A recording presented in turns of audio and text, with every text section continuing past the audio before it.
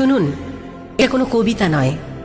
শিক্ষা মানুষকে 10 বছরে যা শেখায়, অভিজ্ঞতা তা 1 বছরে শিখিয়ে দেয়।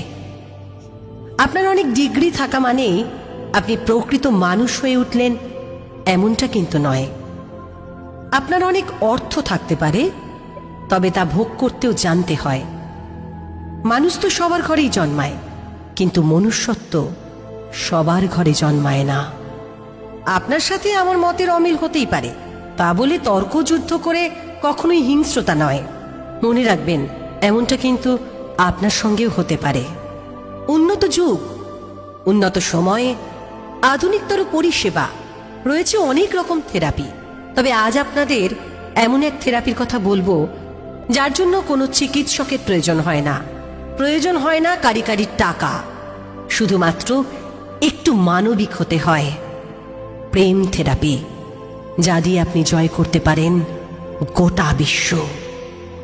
বুদ্ধিমান হওয়া ভালো, তবে চালাক নয়। কথায় বলে, চালাকের দ্বারা কোনো মহৎ কাজ হয় না।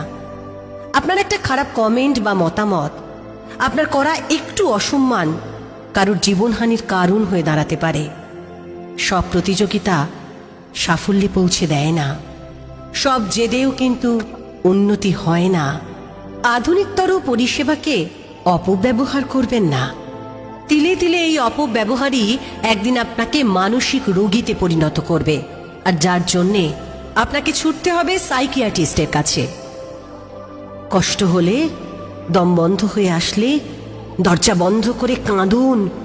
যা ভালো লাগে তাই করুন, গান করুন, ছবি আঁকুন, তবে হ্যাঁ, দরজা খুলুন হাসি মুখে।